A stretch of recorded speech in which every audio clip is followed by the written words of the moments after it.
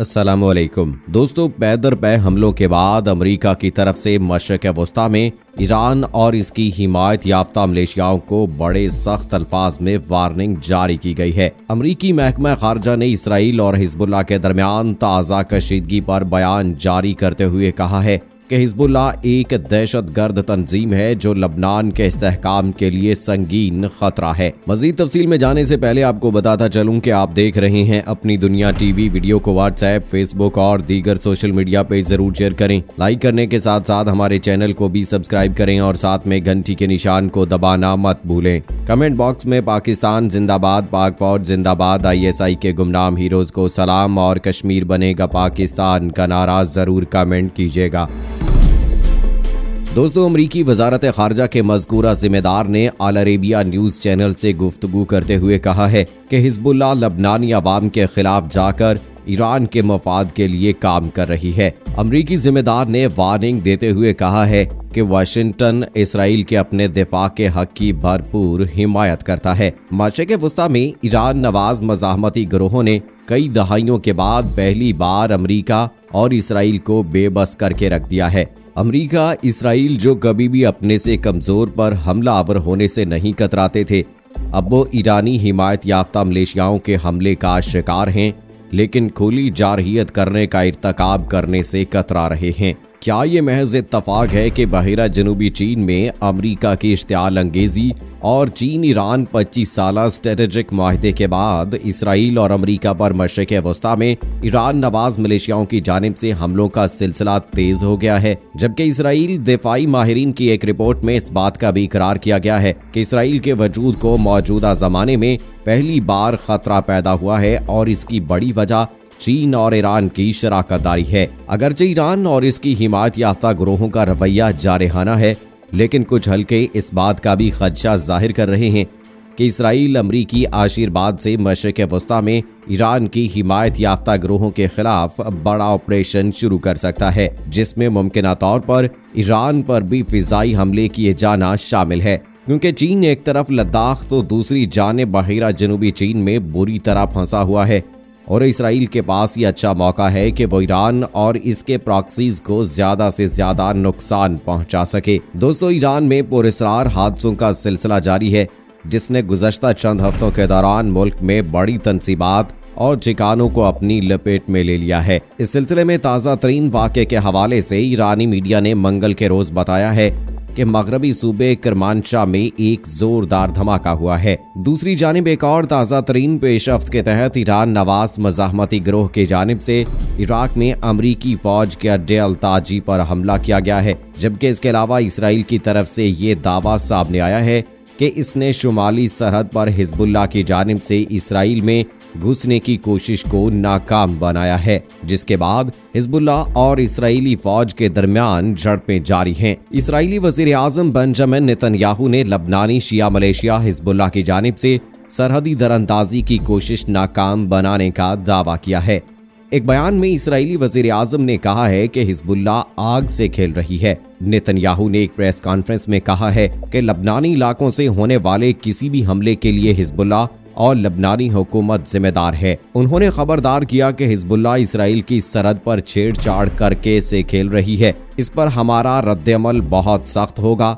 लबनानी Israeli सरहद से एक अल अरेबिया टीवी के नुमाइंदे ने इत्तला दी है कि शोबा फार्म्स के सरहदी इलाके में हिजबुल्लाह और इसराइल के दरमियान सोमवार के रोज झड़प हुई है, जिसमें 5 इसराइली फौजियों की हलाकत सामने आई है। दोस्तों, इराक के दारुल हुकूमत बगदाद में कायम आलमी इत्तेहादी फौज के ज़ेर इस्तेमाल अल-ताजी फौजी अड्डे को एक बार फिर नामालूम अस्करियत पसंदों की तरफ से राकेटों से हमले का निशाना बनाया है। ताहम ताज़ा हमले में फौजी अड्डे पर किसी किस्म के जानी नुकसान की इत्तला नहीं मिली और किसी ग्रुप ने इसकी जिम्मेदारी कबूल नहीं की है। अल अरेबिया.नेट के मुताबिक के मकाम पर वाक़े स्पाइकर फौजी अड्डे पर भी सोमवार के रोज राकेट हमले किए गए।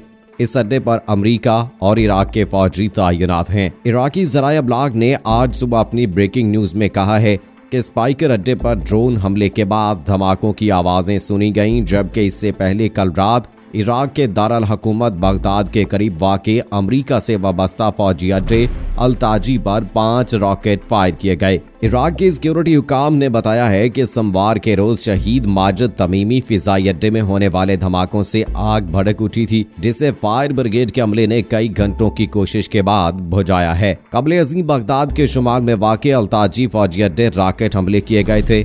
इस फौजी अड्डे पर आलमी इत्तेहादी और अमरीकी फौजी दस्ते तैनात हैं। दोस्तों, इराक के सिक्योरिटी मीडिया सेल ने तस्दीक की है कि अल-ताजी फौजी अड्डे पर 3 कात्यूशा रॉकेटों से हमला किया गया। ये रॉकेट इराकी फौजी दस्तों के जेरे इस्तेमाल मकाम पर गिरे। सेल ने तस्दीक की है कि रॉकेट सबबूर के इलाके में दागे गए थे। पहला रॉकेट फौज के 15वीं स्क्वाड्रन पर कैंप पर गिरा, जिसके नतीजे में एक तैयारे को नुकसान पहुंचा।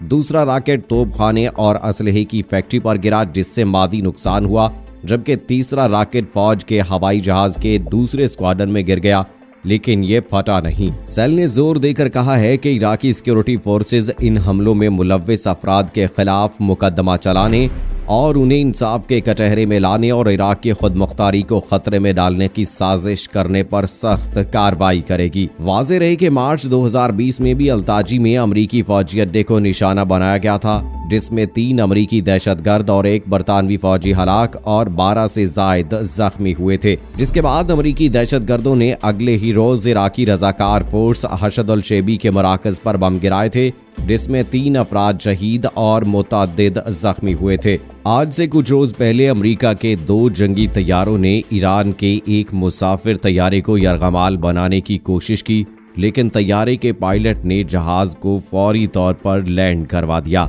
इस वाक़े में तैयारे में मौजूद मुतअद्दिद मुसाफिर जख्मी हो गए। अमेरिका ने इस वाक़े के हवाले से बयान जारी करते हुए बताया था कि ईरान का ये तैयारा अमेरिका के अहम अड्डे के करीब था, जिसके बायस हमारे जंगी तैयारों ने उसे घेर लिया। जबकि ईरान ने इस वाक़े के बाद अमेरिका को इसका मुंह तोड़ जवाब देने का वादा किया है और इसके साथ ही ईरान ने यह भी ऐलान किया था कि इस जहाज में सफर करने वाले मुसाफिर अमेरिका पर उनकी जान खतरे में डालने के हवाले से केस भी कर सकते हैं। इस वाक़े के अगले रोज ईरान ने इराक में अमेरिकी फौज के लिए साजो सामान ले जाने वाले काफिले पर बड़ा हमला कर दिया। इस हमले में कोई जानी नुकसान तो नहीं हुआ, लेकिन ट्रकों में मौजूद अमेरिकी फौजी साजो सामान मुकम्मल तौर पर तबाह बर्बाद हो गया। हालांकि अब तक इस हमले की जिम्मेदारी किसी गिरोह ने कबूल नहीं की, लेकिन अमेरिका के मुताबिक इस हमले में ईरान का ही हाथ है। जबकि इस हमले के बाद अब ईरान ने एक बार फिर अमेरिका को बड़े नुकसान से दो चार कर दिया है। ईरान ने एक बार फिर अमेरिका पर बड़ा वार कर दिया है। जराये के मुताबिक बगदाद में अमरीकी फौजी अड्डे पर रॉकेटों से हमला। इराकी फौज ने एक बयान में कहा है कि बगदाद के जनूब में अमरीकी ज़ेरे क़यादत आलमी इत्तेहादी फौज के ज़ेरे इस्तेमाल फौजी अड्डे पर 4 कात्यूशा रॉकेट गिरे। ताहम इन हमलों में किसी किस्म के जानी नुकसान की तस्दीक नहीं हो सकी। ज़राए ब्लाग के मुताबिक ये रॉकेट बसमाया अड्डे पर गिरे, जहां स्पेनी फौजी दाइश के खिलाफ लड़ने के लिए अमरीकी ज़ेरे क़यादत इत्तेहाद में शामिल हैं। यहाँ ये बात काबिल जिक्र है कि ये इत्तेहाद इराक में अपनी अफवाज की तादाद को कम कर रहा है। गुज़श्ता कई महीनों से बगदाद में रॉकेट और मार्टर गोलों से आलमी इत्तेहादी फौज के ठिकानों को निशाना बनाया जाता रहा है। इस दौरान बगदाद में कायम अमरीकी सिफारत खाने पर भी मुतअद्दिद बार रॉकेट और मिसाइल हमले किए गए। अमरीका इन हमलों की जिम्मेदारी इराक में मौजूद ईरान की हिमायत याफ्ता मलेशियाओं पर आयद करता है। ताहम गुज़श्ता रोज होने वाले रॉकेट हमलों की किसी ग्रुप ने जिम्मेदारी कबूल नहीं की। अमरीकी हुकाम का इस हवाले से कहना है कि चूंकि वो ये बेस इराकी फौज के हवाले करने लगे हैं, तो शायद इसीलिए इस पर हमला किया गया है।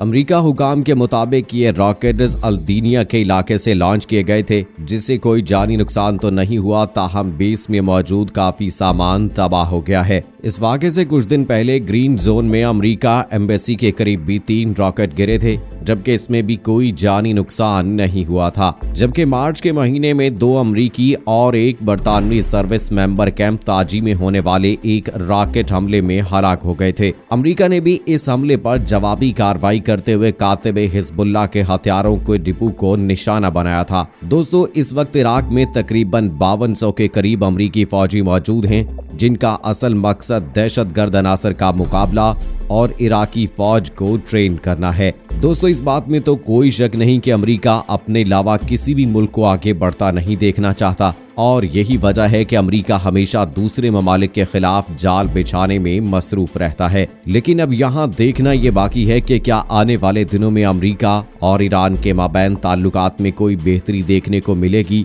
या नहीं, ये तो आने वाला वक्त ही बताएगा। आप अपनी राय का इजहार कमेंट सेक्शन में जरूर कीजिएगा।